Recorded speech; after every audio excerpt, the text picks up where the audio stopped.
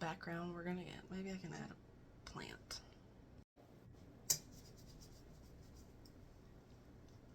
That's better. Let's talk about what it means to truly accept things as they are, people for who they are, what they believe, and how they choose to show up in the world. You don't have to agree with someone or something, or even understand them to accept them. Evie Pomporis, and I hope I'm saying that right, said it best in an interview with Women on Impact. She said, when you're having a conversation with someone, it's about being able to accept what they're saying. Not necessarily as the truth, but as their truth. It's about allowing another person to say or believe what they want and coming to a place of acceptance with it.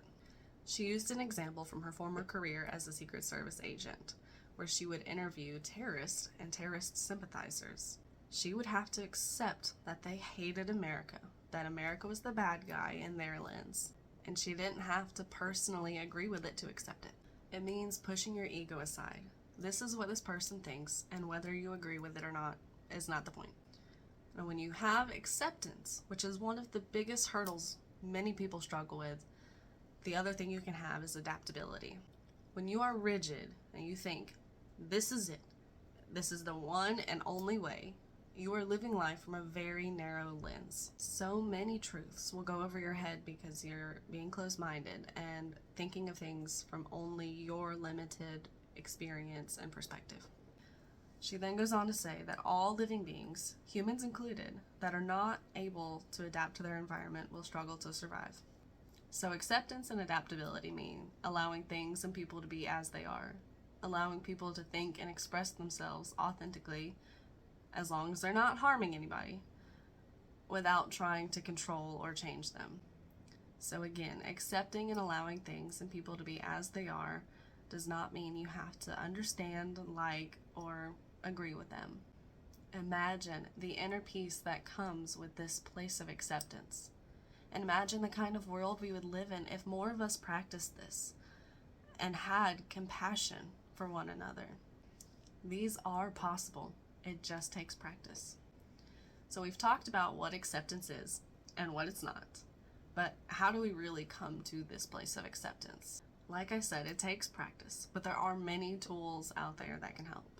There's books like The Language of Letting Go, guided meditations, journaling, watching other YouTube videos like the one I mentioned, which I will link below.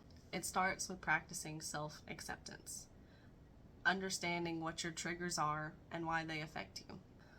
Sometimes when we're feeling triggered or we're having a hard time with acceptance, we just need to check in with our egos.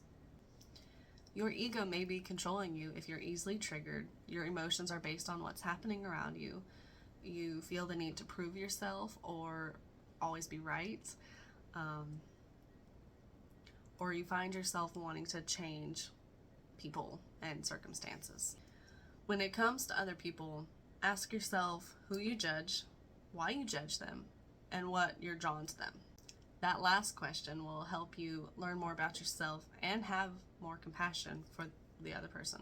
Oftentimes, the other things about people that trigger us or that we judge stem from unmet needs or desires.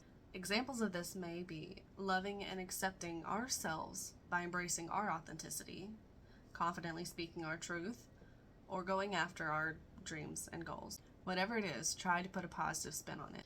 Again, we need to practice self-awareness, pausing and reflecting, and finding healthy ways of letting go. Consider the gesture namaste, which implies one soul acknowledges another soul, that we honor the light, the truth, the beauty, the love that resides in each of us. In sharing and acknowledging these things, we are united.